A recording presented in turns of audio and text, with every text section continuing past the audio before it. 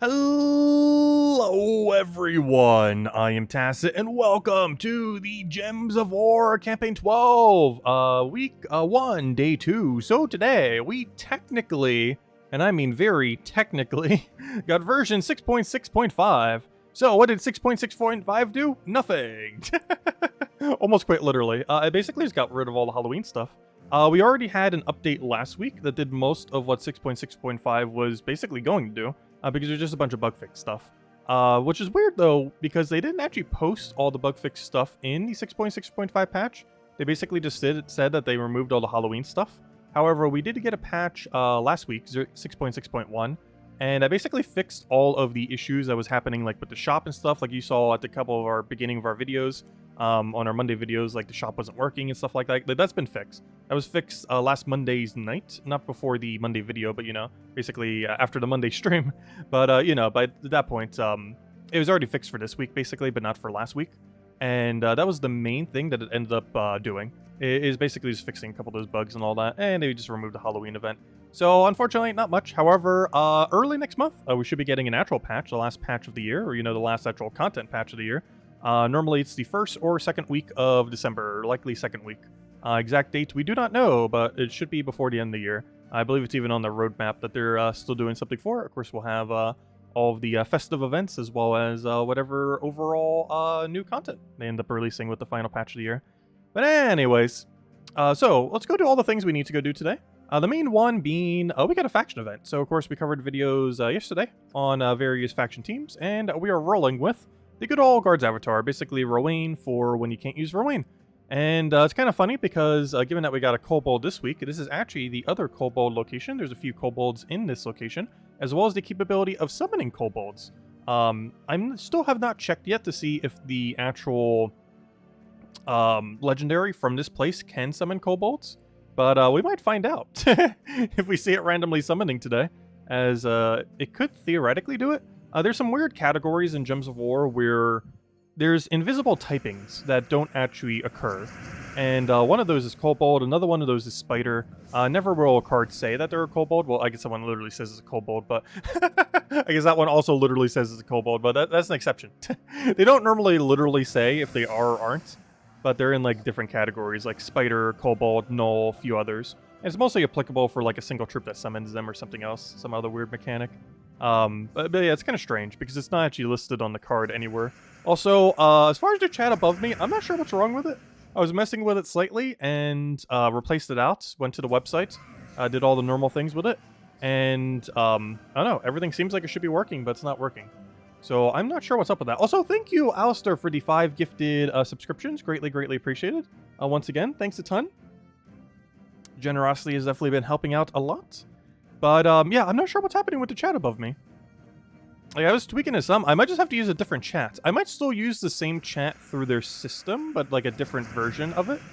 But, I don't know. Maybe the version I'm using is out of date. But it's still advertised on their website as, like, functioning and everything. So I'm not sure. Because I re-inputted it. I changed, like, a couple of the settings with it. And, it just does not seem like it wants to work. And is maybe it'll just start magically working during this stream. I'm thinking it might be my OBS version. I'm not sure if OBS is going to do another mini patch that might end up fixing it, or if I need to like downgrade the version slightly so it'll start working again. Because it could be an OBS side problem, or you know, my streaming software rather than the website itself. The only reason I think it might be the website itself though is because the number is also from the website, that number right there, and that one's functioning. Like that one hasn't stopped working. If for whatever reason the chat has. But anyways, hello everyone, by the way. Hope all you guys been having a wonderful week. Hello, gosh, a lot of people chatting. Hello, Lester. Hello, Roman. Hello, Barbara. Hello, Alistair. Hello, Gerudo. Hello, Ajonian. Hello, Bill Warhammer. Hello, Draco. Hello, Ginky. Hello, Daddy Shark. Hello, Bill Warhammer. Hello, oh no, my chat just froze. There we go. Hello, Janice. Hello, Ricardo. Hello, Bill. Gosh, come on, slow computer. Should have restarted you before we started. Okay, it is slightly soft locked. Go. There we go. Hello, Crisp. Hello, Draco. Hello, Sushi Ninja. Hello, Isabel. Hey, 2 more days until Pokemon. Hello, Roman. Hello, I said Chris. Hello, Defiance.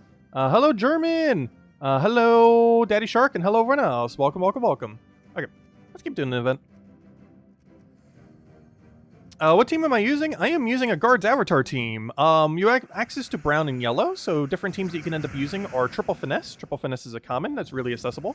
So, there's that route. There's the double gargoyle route, or even triple gargoyle route, doing it with 1 or 2 mana accumulators. Trying to think of what else. There's some skull spam options, but you generally only want to use those on the later end, not necessarily the super early end. Obviously, you have access to Iron Gut, but once again, not necessarily too useful for the super low end. But Guards Avatar is the closest thing we have to like Rowan or super beefy hit all enemies kind of option. You do have access to Phoenicia though, if you want to run like a red Phoenicia build for the lower range. The only problem is Phoenicia has a lower kill range than Guards Avatar in the context of factions due to how much armor he has.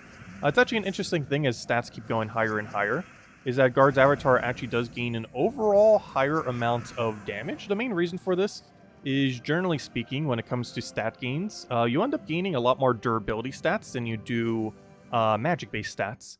And since he benefits both off of having higher armor and higher magic, Guard's Avatar actually scales slightly better over time as more and more stats come into the game.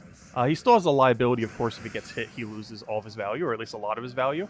However, as long as he doesn't get hit, he does eventually overtake as stats go higher the amount of damage of Phoenicia. It's one of the reasons why we use Guard's Avatar like this, rather than necessarily using Phoenicia. While outside of Underworld, it does less damage. Inside of Underworld, it actually effectively does more due to the stats you end up getting for having the faction at level 100 or level 200, or at level 200 and similar. What was the update about? Nothing. Oh yeah, let me go show the update. I'll go read the entire patch notes. We will read the entire mile-long patch notes right now. Let's see. Let me go over here. Let me go into the forum. And let me click. I actually saw it like right as they posted it too, within the first few minutes. But yeah, here is the entire patch notes. Just a small post to let everyone know that an update is releasing today, except for Switch. This is just an update to remove the Halloween graphics and for the game as we depart from the spooky season. This is nothing else included with this update for mobile, Steam, and consoles. When 6.65 releases for Nintendo Switch, it'll also include the hotfix plans. Keep in mind, these hotfix plans already hit last Monday, and this was what I was talking about with the 6.6.1 patch the other week, when I believe I mentioned it on Tuesday. And that was basically what was in 6.6.5. The only reason for the different version number now is because, you know, they were getting rid of all the Halloween stuff. And Jetto posting it. Support human. But yeah, that's the whole patch notes. That's everything. But yeah, it was mostly just all the bug fixes that they did the other week. And this exact patch just simply removed all the assets, or all the Halloween assets from the game, just so it wasn't bogging down extra file size. Which is more so relevant for mobile than it is on PC. I guess console if you're limited on space. And I guess it helps performance of the game probably slightly better. Though generally, only Vault events really bog down the game a lot, because there's so many people on grinding, as well as, generally, whenever you win battles very quickly, it bogs down the game. So if you're winning like 6 times per minute, rather than just like 1 or twice per minute, definitely starts to slow it down slightly. Because even though the game is capable of being played at that speed, it was never really made to be played at that speed. Which causes some inverse effects sometimes.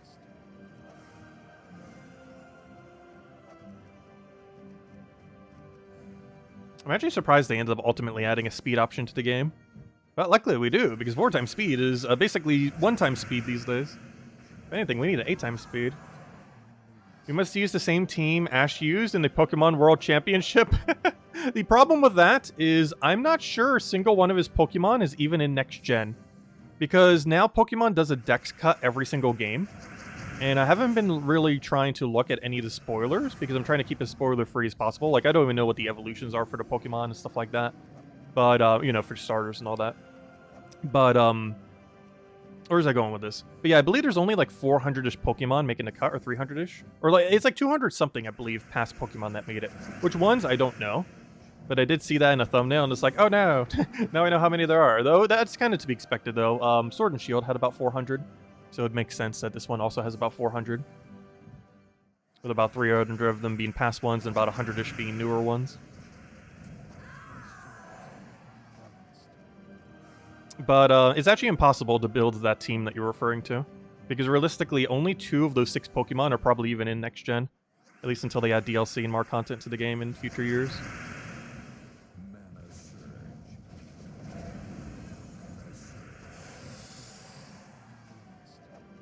8 times speed. I know. Could you imagine if they actually money locked 8 times speed? That would be, I don't know. Would that be pay to win? Like literally for like insta speed. Like this is a speed type I always wanted in this game. Is remove that little pop-in animation every single time you cast. Like for example, Guard's avatar is going to appear to the left here for like half a second. Get rid of the little troop jump scare that happens for half a second, and make all the gems just instantly fall into place. So they don't even fall, they just simply like teleport to the correct gems. It should happen. Like that kind of speed would be so nice. Where the attack animation is pretty much exactly the same as it is now. This is just like instant. And then, you know, all the gems move into place. You don't have to see the little animation that plays for like half a second. That'd be a nice change. Will they ever do something like that? Who knows? Though it better not be money locked.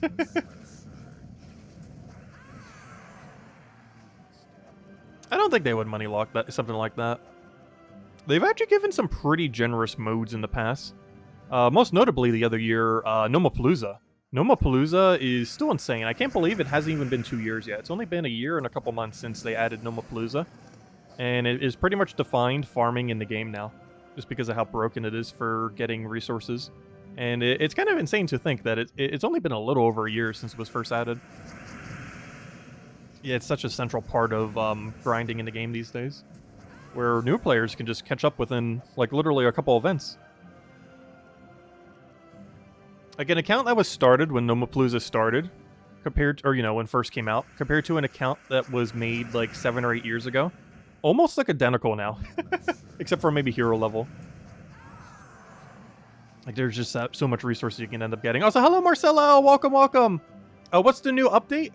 They did basically nothing. It was just a bunch of hotfixes that they did the other week that we went over last Tuesday, but basically they ended up making it so some of those events would end up functioning again, like the Monday event. Like as you may have saw at the Monday videos, they actually, you know, we could see the shop, we could get the troop correctly as per normal. But it's basically just a bunch of bug fix stuff. 6.65 didn't actually add anything more compared to what was already done several days ago. All it simply did was remove all the Halloween assets.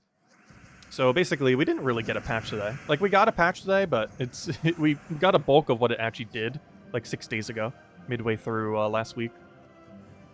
So it didn't really do too much. The last major patch of this year is likely the second week of December. And with that, we don't really know what's going to be in it. All we really know, it's going to have a seasonal event, but we don't know, like, the main content of the patch. But yeah, this patch was basically a non-existent patch. We've gotten a couple of those in the past. They're very rare that they do a patch that does, like, basically nothing. Though this is one of those patches that did basically nothing. Hence the title of this stream. Otherwise, we'd still be going over the patch notes right now if it was a natural patch. Because it normally takes like 15-30 minutes sometimes. Especially if we read all of it. Sometimes I don't even read the bug fixes because just such a long list as you would expect from this buggy game. Fix 10 bugs, add another 100.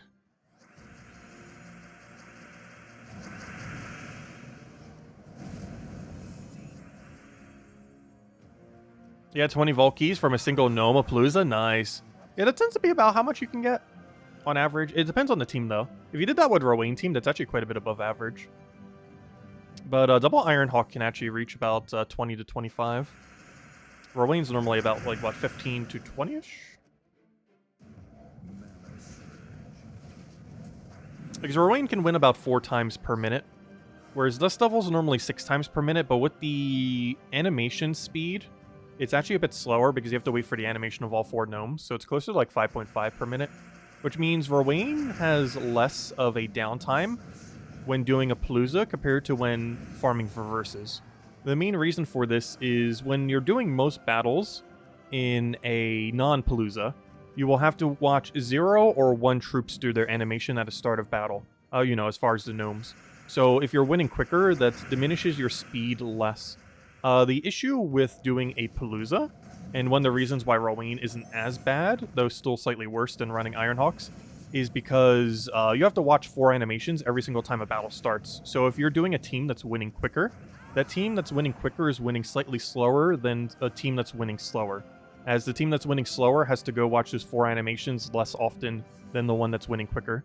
So even though running double Ironhawk like, you know, an Empower into Dust Devil with double Ironhawk is quicker than running like a quick kill Rowain, like Rowain with Leprechaun with Mirage Queen, even though it's still quicker to run the Ironhawk, it has a more of a time waste when it's used in a Palooza, but still is ultimately quicker. Because basically, a Rowan team is almost like untouched. Like, it's 4 wins per minute in a Palooza, it's basically 4 wins per minute out of a Palooza. Whereas the Dust Devil team is like 6 wins out of Palooza, but closer to a 5.5 in a Palooza, due to how many animations you have to watch. Not exactly so, but around that range.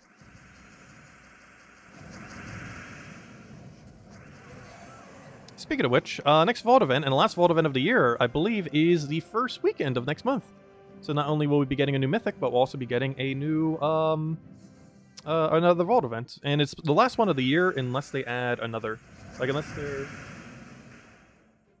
unless they're going to add a special one for the holidays. The very last Vault event of this year is on December 2nd, if I remember correctly. Yeah, December 2nd to December 4th. We also get a new Mythic on December 2nd.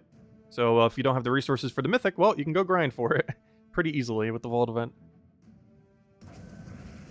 Oh, I should have taken blue there. Why did I take skull? Shouldn't matter too much, though. And then we win. Oh, wait, you survive. Oh, no! Your spell reduction. Oh, gosh, we're gonna have to deal with that. Luckily, that thing's meant for cleanup, so it should be okay. But that's slightly unfortunate.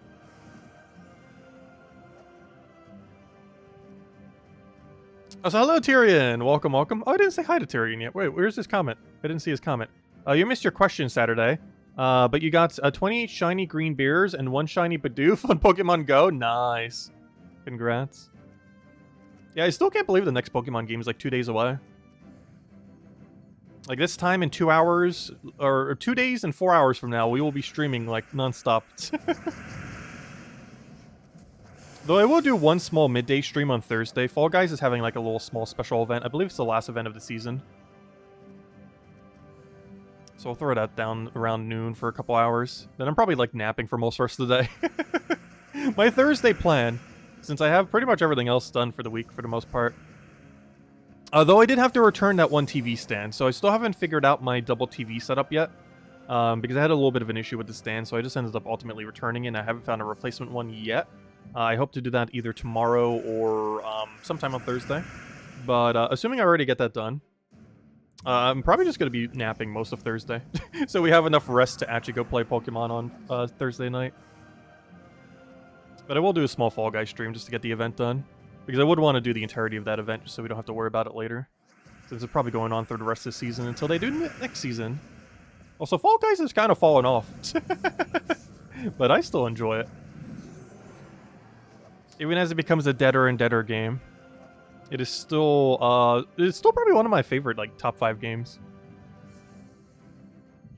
It's an interesting genre, too, that hasn't really been replicated. And I'm really surprised Nintendo hasn't. The closest they did was Mario 35. But it was a 2D platformer, not a 3D platformer.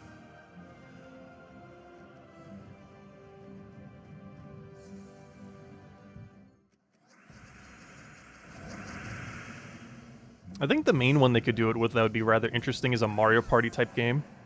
Because technically Fall Guys to some degree kind of is a Mario Party type game. Just with little Fall Guys. And more based on platforming than any other mechanic. Because it is quite an untapped genre in Battle Royale still. There's almost every Battle Royale. Like 9 out of 10 Battle Royales are almost all shooters. With very few exceptions.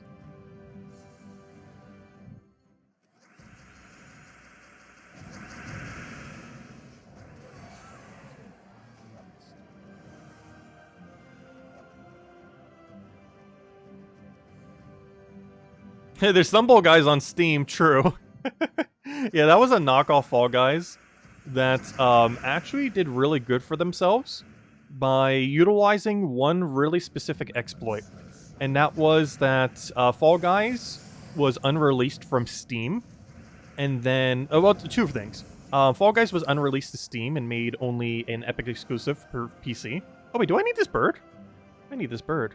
But they were able to utilize that. But the other thing that they were able to utilize is Fall Guys does not have a phone version because it could barely even... Oh, I don't even have this pet! Because it doesn't even work on Switch barely, so they can't really port it over to phone. But the Stumble Guys is actually such a basic game that it functions on phone. So not only were they able to capitalize on the entirety of Steam, but they were also able to capitalize on the entirety of phone. So anyone who ever looks up Fall Guys on phone or Fall Guys on Steam now sees Stumble Guys as the first result, which is kind of funny. So they got really lucky there between all the advertising and everything else they did. Because it was basically made as a knockoff Fall Guys that then just became like ultra popular just because Fall Guys wasn't in the 2 other locations. Like, I think it has more players on Steam right now than normal Fall Guys. But anyways, yeah, this is a bird that actually has not had a Wednesday event yet. So there are, I believe there's only 2 now. There's a weapon and a pet. So back in earlier this year, version 6.2 of Gems of War, we ended up getting a patch that added 6 weapons and 6 pets. These 6 pets were, I believe, the first pets that gave +5 to all to a skill of certain troops within the game, in this case Bonnie Rose for this one. And the other one was just like some random weapons, like for example, the pistol that we used last Friday, the Bonnie Rose's pistol, which of course goes with the Bonnie Rose bird. But so far there is only one left that has not been released for both. Arcanus Blade, which is coming out, I believe in 2 weeks from now? Not next week, but the following week, or maybe it is next week. Whenever the Silverglade event is, which is in... I'll tell you the exact dates. That weapon is releasing on the 28th. So the last Monday of this month, you'll be able to get that weapon for the first time for free, the Arcanus Blade. And I'm not sure when the bird is coming. However, I just got the bird now. So, nice. Okay, let's go get the bird. This bird has not had a Wednesday event yet. So if you haven't gotten lucky from random RNG, you have not seen this little guy yet. However, there we go. We finally got him. I'm pretty sure a lot of you guys probably already have this bird. I just got a little unlucky. But there we go.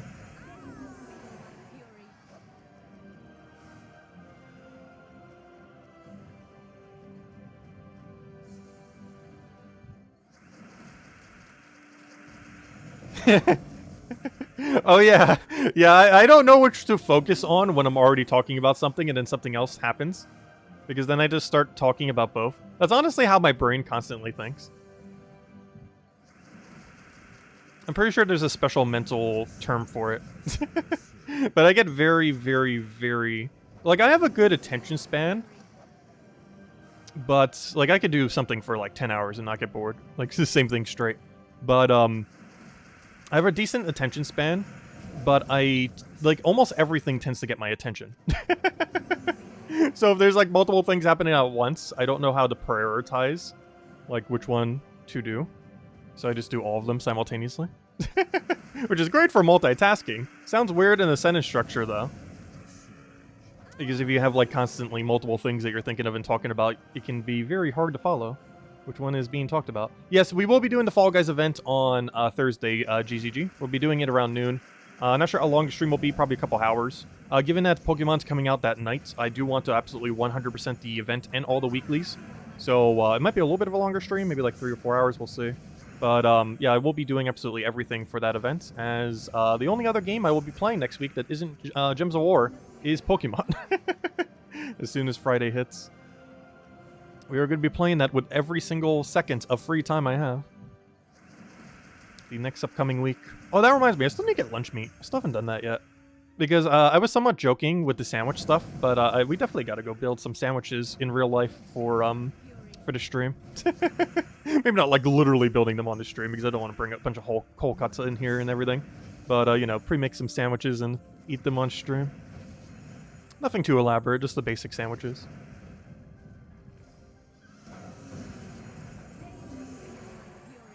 Plus, then we'll have food. A double benefit. Did someone say sandwiches? Yes.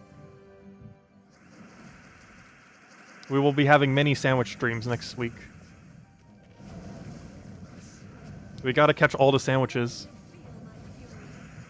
If it's anything like the other game, there will be 151 sandwiches in next-gen Pokemon. Which might be more important than the new Pokemon. Which theoretically means there's gonna be more new... Actually, I just realized something really funny. There's more new sandwiches in next-gen Pokemon than there is new Pokemon. So next Pokemon game is actually a sandwich simulator game. I just noticed that now. Because we're probably getting 151 sandwiches, but we're probably only getting about 100 new Pokemon. Which means it's actually a sandwich update, not a Pokemon update.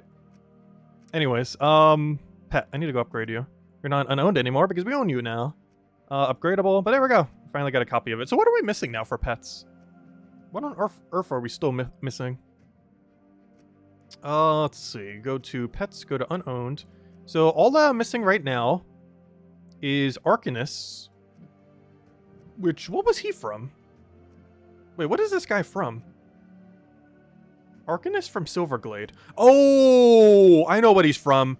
He's one of those other pets that hasn't had a Wednesday event from that 6.2 patch I was just talking about. Because Arcanus Blade is also the weapon that we're missing. Okay, so that's the other one we haven't had it for. So we haven't had the Wednesday pet event yet for the Parrot or for Arcanus yet. Because we're also missing Arcanus Blade. I'm not sure if we're getting those on the same week. Because Silverglade we're getting on the 28th for this weapon. Not sure the pet's on that same week or not. I don't believe it is. And then, of course, the Imp is from the paywall. We're not going to spend money on getting that Imp. We will simply get it for free. So we'll just have to wait on that. You'll be able to get it for free in about a week from now. Assuming you get lucky. Otherwise, whenever you finally find it. Okay, so what are we doing? Let's go finish out Faction. Speaking of getting distracted by a billion things, let's go finish Faction already. I believe we only have to wipe it out like 1 or 2 more times. I just realized I just did that pet event without having extra magic because I'm on pure armor right now.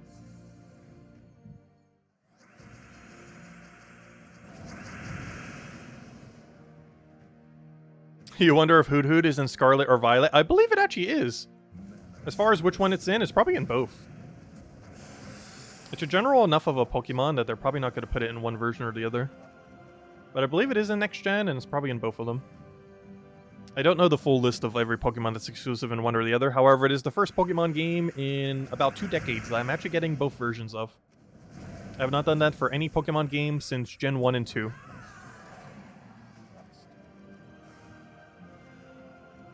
But we will be for this one.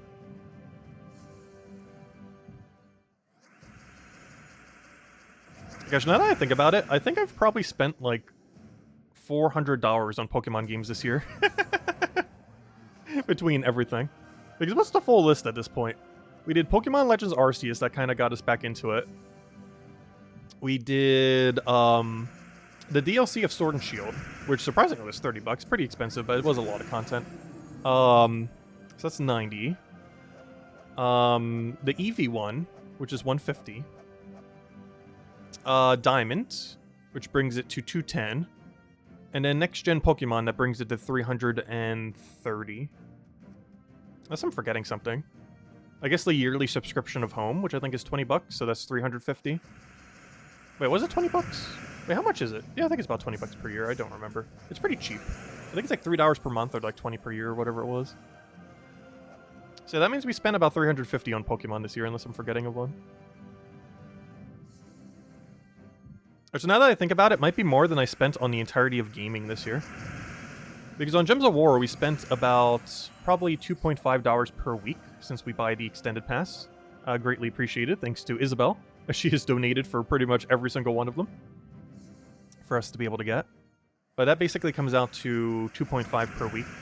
And if you take that across an entire year, yeah, that's only like a bit under 200. Plus, of course, we have those like Kingdom Passes that are like $8 like we have this week. Which I don't mind getting, just help support the game. Though I do feel like this is personally the most skippable Kingdom Pass we've ever had. The one that's currently going on right now. Though it still has some value that makes it worthwhile, though. They're definitely the lowest value of any Kingdom Pass thus far. Not to mention, none of the options were even good. Like, at least last time when we had Zenith, like, at least Zenith was a pretty cool troop, fun to use. Maybe not the most viable thing, but a really cool, fun concept. And I believe we also had, like, one good weapon, we had a new pet, all that good stuff. Whereas this time around, I don't know, nothing's particularly enticing on the paid side, other than maybe the deed books. As far as, like, actual unique loot, none of it's, like, particularly useful. It's just completionist stuff just to have. The only one that could be is maybe the magic boosting tarot card. But its ability itself is just way too weak to be viable.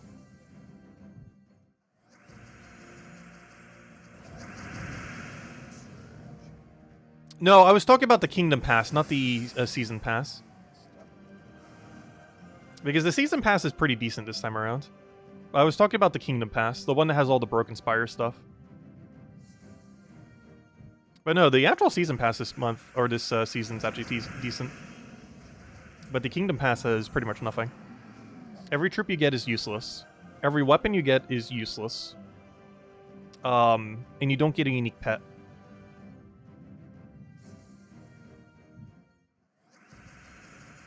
So it's mostly just to have completionist stuff early, so you don't have to farm it later.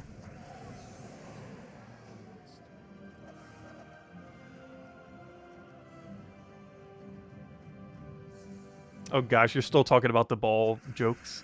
Though I am curious how you get those balls in next-gen Pokemon, because they're generally really rare and hard to obtain. And I know pre-DLC and Sword and Shield, they were some of the most annoying things to have to get. Hopefully it's not nearly as annoying next-gen. Because they might DLC lock it again, which would be unfortunate. Where it wasn't, like, exclusive to the DLC, but if you wanted to get them at any rate that was even remotely sane, you basically had to own the DLC. Because the rate of farming them without the DLC was pretty much non-existent.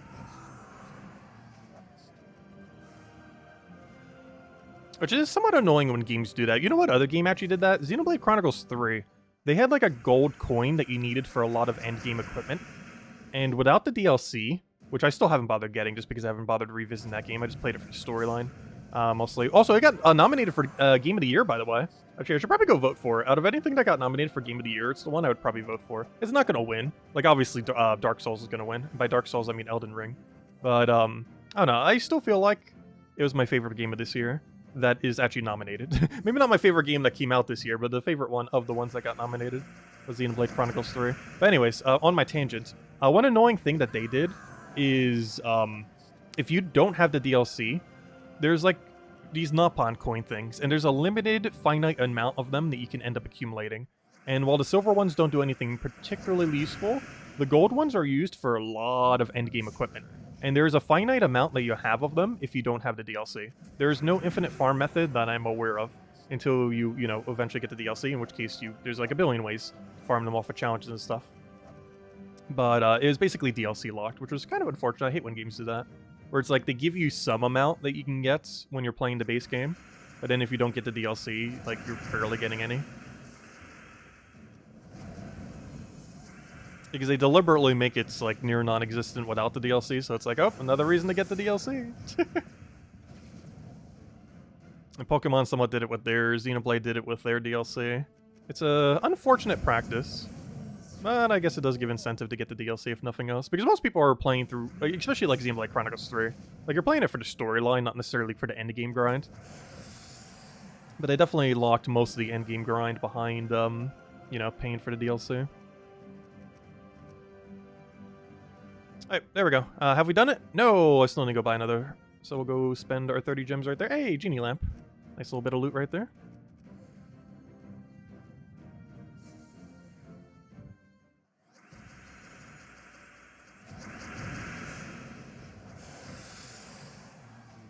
Also, hello, Emperinazar, for the nerd to say hi. Welcome, welcome. If anyone has any questions, anything I want to go over, do let me know. And I'll make sure to do so. After this, we'll go hand out a code and then go mess with the other events. We still have a few other things we need to go wrap up. One of those being the war event, of course, as we're still far from getting those points in. And I definitely want to finish that before Thursday night. So hopefully we will, because I will not be able to get any battles in, thus going further, probably by that point. You found 10 mythics on Sunday and got 3 times Zenith. Nice. Yeah, I was mentioning that the other day too. Zenith, or any legend that you're trying to target, I never realized until we did the math several days ago, how absurdly rare a single legend that isn't from faction actually is. It's basically 5 times rarer than a mythic. Not a specific mythic, but getting any mythic is 5 times more common than getting one specific legend that you're looking for, which is kind of insane, with the exception being Underworld legends. And Underworld legends are about 150 times more common than a non-Underworld legend, which I already knew those were way more common. I never bothered doing the math until the other day, but I never realized how big of a difference it was. Quite a stark contrast. Oh, so we're still level 69, by the way. That'll probably change tomorrow night. I think we have enough points now. There we go. Alright, Tuesday event has been completed. Or a standard vault key and some useless orbs. Luckily, or ideally we'd get some useful orbs there, but not always. It's still a pretty nice event to go for. I do feel like over time its loot has technically gotten worse. Not because its actual value has changed, but just because vault events in general has made it a lot easier to get orbs. So getting a bunch of orbs from that event doesn't necessarily do as much. Hey, we got some pet food today too. Alright, we'll go run Phoenicia through all this. Oh yeah, let me go hand out a code. And then we'll go and wipe out all the other events that we have going on. And then maybe get a little bit of grind in there. Also, we get a new pet tomorrow, by the way.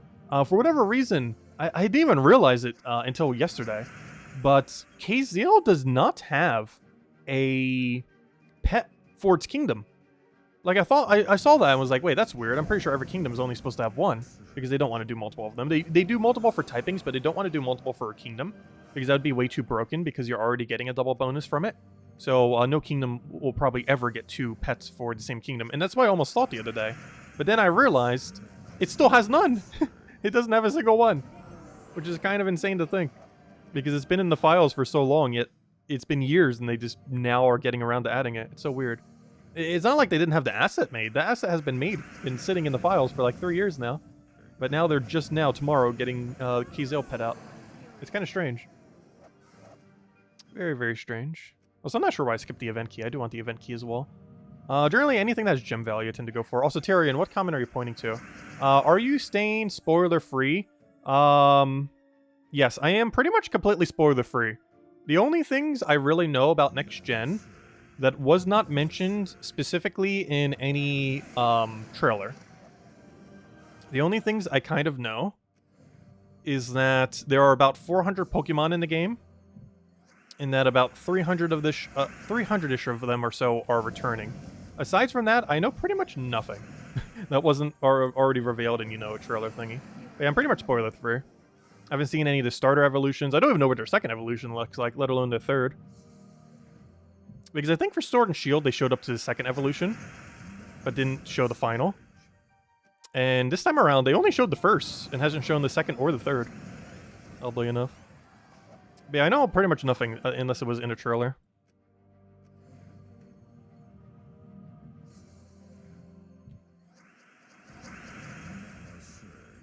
Let's see.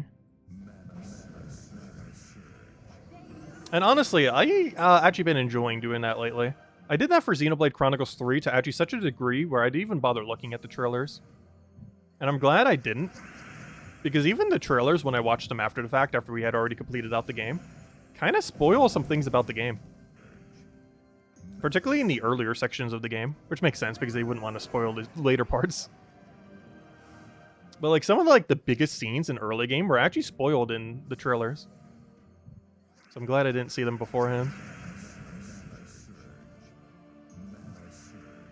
Let's see, we'll take the red over there.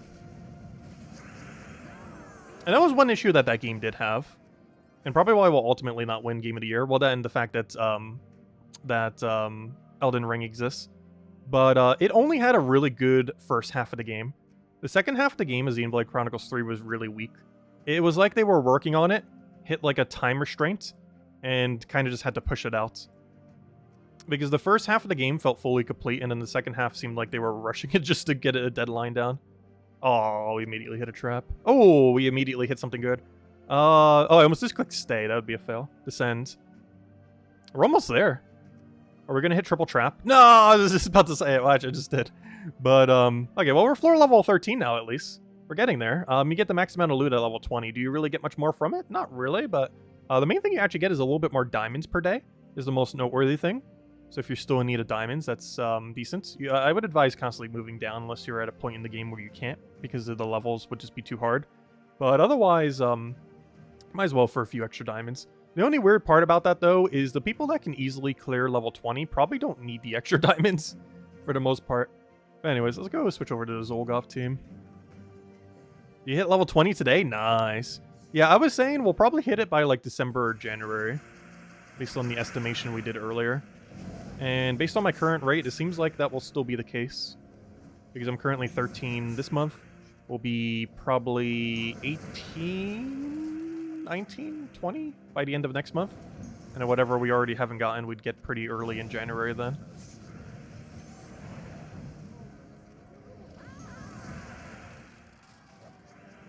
I've definitely seen more more upward stairs than downward stairs. Because up is bad, down is good. It's like the opposite of Tower of Doom. Because in Tower of Doom, you're going up a tower. So up being the positive thing. Whereas in the dungeon, you're going down a dungeon. So down is good and up is bad.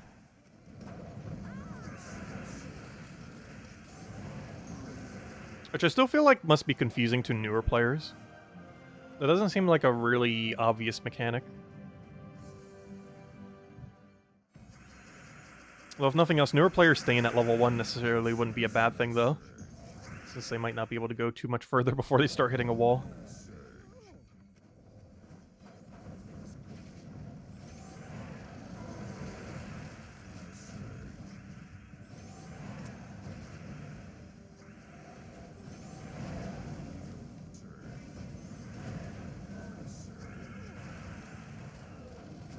Slightly unfortunately killed our hero there, but then we just get the insta-kill on them. Also, hello, Chad! Welcome, welcome. And, of course, we'll keep buying Dragonite. Soon we can finally stop, though. And let our gem stack rest. Finally let it start accumulating once again. Gosh, I wonder how many gems total I've spent on Dragonite. It has to be a lot by now. Also, we're sitting on a stack of almost 3,000 Dragonite. We almost have all the Dragonite we need. Because let's break it down. Let's assume they do a patch in January or March that lets us buy a single colored dragon for 1,000. It might be slightly more, but let's just assume it is 1,000. If it's 1,000, that will cost us 2,000 to get the 2 copies we need. Next, we need the 3 weapons. The 3 weapons are 2,000 total, so that's another 2,000. That's 4,000. The troop itself, the 6 colored one, costs another 1,000. That's 5,000 Dragonite. So never mind, we're only halfway there. Assuming they cost 1,000, which isn't even fully confirmed, but assuming that we would need 5,000, which means we're only slightly beyond halfway there on all the Dragonite we need to actually fully complete and get everything. Gosh, it's going to be such a long endeavor. This is probably going to take longer than Zolgoth for a brand new account to get. The Demer Antia. And I'm pretty sure no one in the entire game even has one yet. Because even if you've bought in Dragonite every single day, you would have to have, like, such an absurdly high above average dungeon correct rate, or, you know, perfect rate, to be able to get it. Like, I'm pretty sure the first ones won't be showing up until very late December, with most of them coming out as soon as they do the patch that make it easier to get, which is happening either the first or second patch of next year, which they already mentioned, though we don't know which one of the two it would be in. Anyways, oh yeah, I didn't even mention much when we said the code, so let me hand it out again. There's the code, by the way, everyone. Feel free to use it. gemsofwar.com for the game code section. Invite codes in settings. Redeem codes right over there in chat. And give the same word as always. 2 shares of maps, 1 gem key, 200 souls, 2,000 gold. And definitely feel free to leave a like on the stream. Helps a lot and is greatly appreciated. Anyways, we still have a couple other events we need to go do. Let's go do a ward event for now. Oh, so we did claim the bird, right? Because this is a pretty special bird. First copy I actually got of it. Anyways, let's go and do a ward event. So go to the emissary. I'll be using the same team we were doing earlier. As far as the order that you should be taking, you should always be prioritizing circles and don't take the 2-word ones. In this case, we're all 2-word ones except for this circle, so I'm just clicking bottom right corner.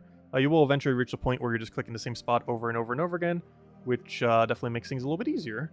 Alright, so we'll run with 20% into 8. No, I didn't want that banner. No, I did it wrong. Why did I switch to magic? I need the special one. I thought that was skull for a second. It was like, I don't need skull damage. I forgot it does spell damage. I wish it was skull damage for this event, though. Like a skull spell one. Not only spell, but the main reason being it would allow us to use end for the first time, as well as a few other skull spammers that are available for this mode. However, they made it magic only, so we kind of just have to do AoE spam as you'd kind of expect from a from an event like this, which is what it comes down to most of the events, more often than not. We're just kind of stuck doing AoE spam over and over again until you win. Tends to be how it is. Okay, I'll take the greens. Unfortunately, not enough for full. I want to do this convert, but there's just no good location to end up applying it. And we already won, so it doesn't really matter too much. Normally, you do not run with an Empower on a team like this. You normally want to run with Mirage Queen for 50% mana start, or Hero for Greenstorm. However, We don't have access to that. Well, I guess we do have access to Herowood Greenstorm, but we don't have access to Mirage Queen 50% mana start. That's a little unfortunate he's 2 mana short. Hopefully we'll get a really lucky... never mind, he already got his mana there. I was gonna say hopefully we'll get a really lucky Forest Troll, but Truffle already started truffling, so we're good to go. Also, I'm just clicking whatever the bottom right is every single time. We're at the point where it's just going to be the same rooms every single time, and we've gotten all the bad rooms out of the way. So now we just keep clicking the same spot until we've done all of our battles. And that's all we have to really do for the rest of this event now. Oh, I didn't get full mana. Okay, we'll take that down. That'll hopefully be full mana for him. We'll then throw down Truffle. We'll get our double green, because we're actually going to need it this time. And we'll just kill him out. This is definitely a pretty straightforward event. Maybe not the easiest we ever had, but definitely towards the easier range. We don't have that many damage sources, though. We have Truffle, we have Beatrix. There's a few others kind of mixed here and there.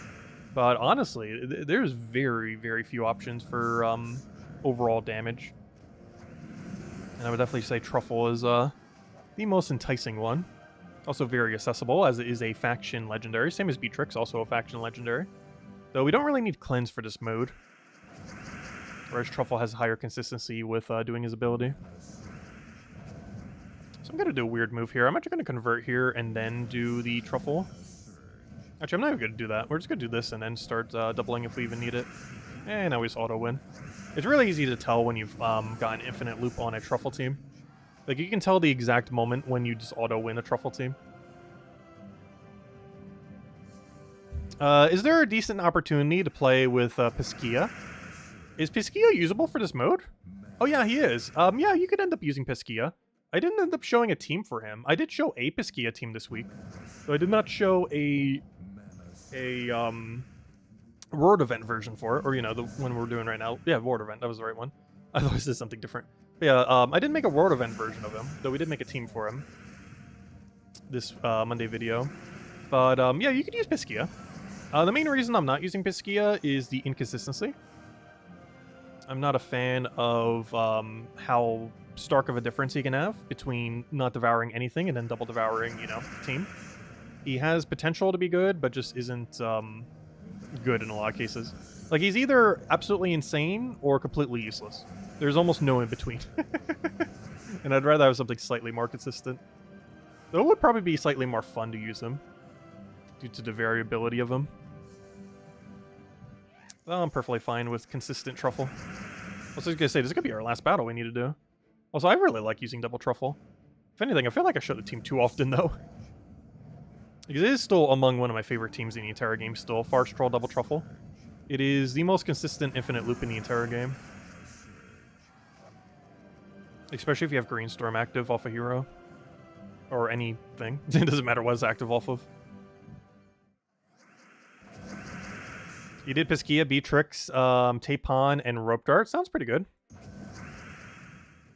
Definitely depending on that Piskia heavily. Though Rope Dart can also get a lot of damage down. So hopefully give him full mana. This is a really bad board. We don't have infinite loop yet. I'm actually going to have to just cast this blankly just so we can get another double. Or, you know, get a double. And then we just win. And we also reach infinite loop at that point. So it doesn't matter because we already won. And our final battle unless we get really lucky on Valraven. Yeah, the only issue with the team I'm using now is if you bought to, like, go do leaderboard, this team would eventually somewhat fall off. Though if you got a bunch of potion effects, maybe not. Because the issue with this team is as stats go higher, it does win slower. But if you bought so many sigils that you've got a lot of magic bonus, it might not slow down necessarily that much. Because if you're hitting already for just an absolute 100-something damage, like, you're not going to slow down if you're going for this range. Though, of course, insta-kill, like Devour, does scale infinitely. So it doesn't matter if they have 1,000 all stats, you know, you'd still win just as quickly as if they had like 20 or 200 or any other number. Is that actually enough for a leaderboard? 1,000 something? Oh, almost. Wait, did this about make it? It's 1,672. No, so close. So close. Where are we in the guild? We're at 702. Oddly enough, I am not tied with anyone.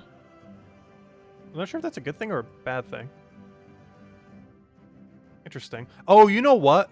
There's a random variable 1.18, I believe, on every room.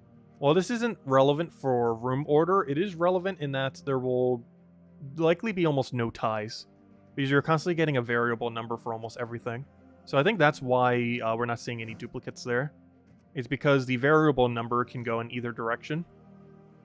You can get either luckier or unluckier. So even if you're not taking as optimal of rooms, you could still actually score higher than someone who is taking optimal rooms, just because of the variable number amount, which is kind of weird. Anyways, also just the RNG of what rooms you get in general. A lot of luck-based mechanics. That doesn't really matter, because as long as you buy like tier 1, tier 2, tier 3, help out your guilds, do some of the battles, it's pretty easy to get those events done.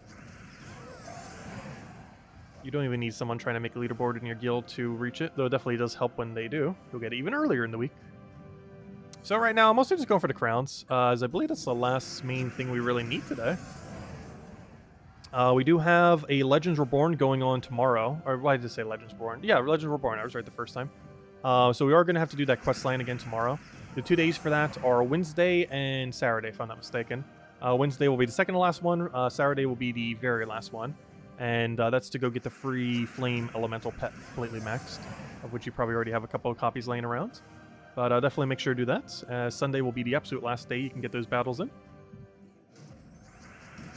And right now we're just working on crowns for the current Kingdom Pass.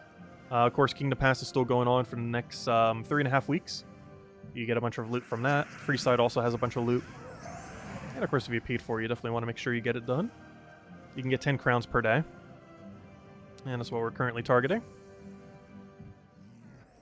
You could stop once you have all 50 rewards, so if you did pay for the paid side, you do get additional rewards beyond that. It's mostly just a small handful of loot, but it does add up. I think it's like a couple orbs, a handful of gem keys, like a couple vault keys, stuff like that.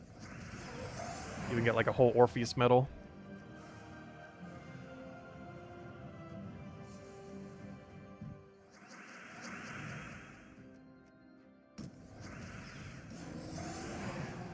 Tonight's Artemis launch? Wait, what is that? I'm not sure what this is.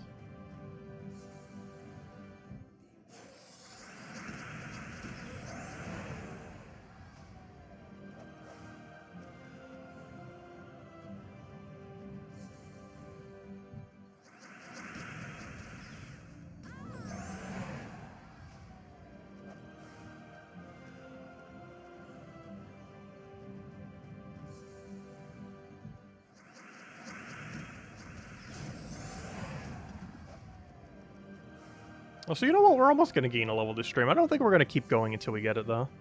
Save it for tomorrow. Save it around the time we get the pet. Which I'm still really baffled by the fact that we haven't had a Kazale pet yet. Like, for the kingdom itself. Very strange. Like, especially since they had the asset made the whole time. NASA is test launching their new moon rocket. Oh, cool! Oh, when are they doing that? I might watch that, since there'll probably be a live stream up of it. Yeah, what are they doing that in about an hour or so? Because you mentioned it's tonight. Which implies in the next few hours.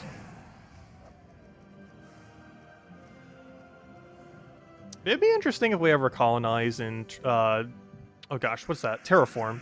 It'd be interesting if we could ever, like, colonize and terraform, like, something like Mars. I'm pretty sure it's impossible to do it to something like the moon due to the atmosphere. But we theoretically could do it to Mars at some point within the next several hundred years. Could be later rather than... I don't know. It's hard to tell like exactly how many years it would take.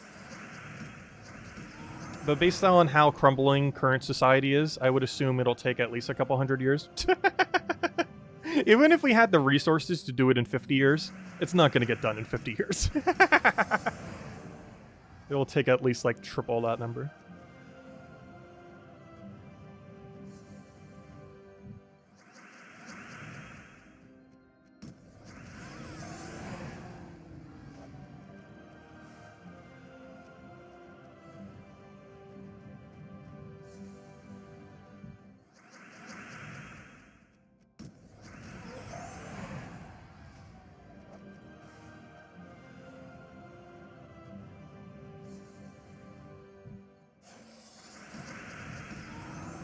It seems like there's a lot of private companies basically just racing to shoot rockets into space for like no actual purpose other than just like testing.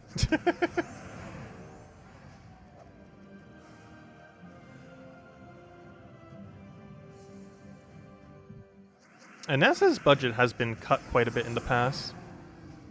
I haven't really been paying attention to it since Biden got in. Hopefully they've gotten more of a budget lately. Because stuff like that definitely does need more research. I just don't trust private companies to necessarily be doing that research. Because they will always have a profit motive.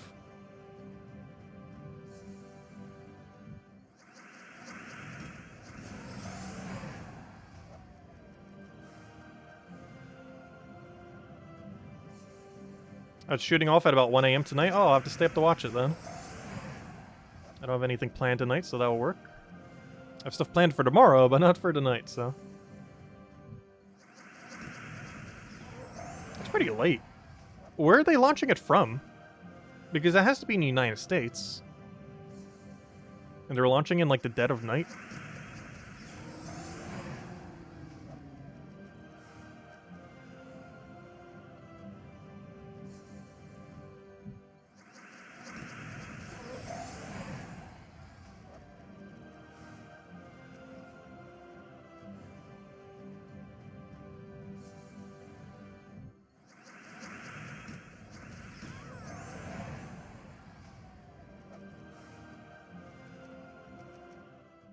I want to check our number. What are we at? We are at our final crown already. Perfect. Honestly, I feel like this has been going pretty quick the last few days. It can take anywhere from like 5 minutes to 20 minutes, depending on how lucky or unlucky you get. This could still easily take another 10 minutes if we get super unlucky on the final one. Because the final one has a much lower drop rate, which I really wish they would change. They should just evenly... Like, as easy as the first one is to get, is how easy all 10 should be. But it has like a weird weighted system where the final one, as well as the final few, but particularly the final one, is way harder to get.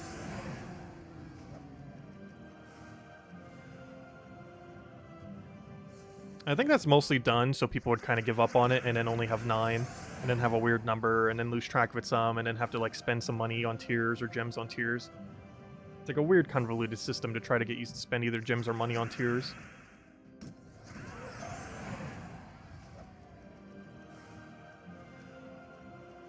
Also, I advise never spending money on tiers, by the way. It is way too expensive. Honestly, I feel like that in every game. I have not seen a single game's battle pass where spending real-life money on tiers was ever a viable strategy. Because the average game's battle pass to fully buy up with money is like $50, including Gems of Wars. And some of them are even closer to like 100 something. Which just seems so pointless, especially if you're already playing the game enough to get it. Like, if you don't play the game as much, I guess it kind of makes sense. But if you're already playing the game a bunch, there's no point in ever buying it. Ever. Ah, there we go, our final crown. And with it, we get copies of the pet we already have, and a bunch of other junk. Fortunately, nothing too good this time around. Almost looks like Infernus himself in that little thumbnail, doesn't it? But honestly, gosh, there's barely any good things here. I am curious to see how this works, though. The Slashing Embers. It converts all gems in an upwards or downwards diagonal into burning gems, then deals a bunch of scatter damage. It is so weird. It's not viable at all. But I almost want to do a video on it just to explain how this works once we have it. Just because it's such a weird mechanic. I understand, like, about what it's going to end up doing. But it's just worded in such a weird way. It's definitely a unique mechanic. No other troop or weapon has this exact kind of mechanic. But, I don't know. It's weird. It's not viable, though. It's very weird. It's also very inconsistent, which will make it basically never usable. Because if it did something like that, if this was the word end, it would be okay. Still not good, but okay. But the problem with it saying or is its consistency is going to be near non-existent. It will likely only guarantee convert the one you actually target, whereas the rest of them are going to be based on the upwards or downwards diagonal. Which is just going to be so weird. Also, does it do both the diagonals, or... I don't know.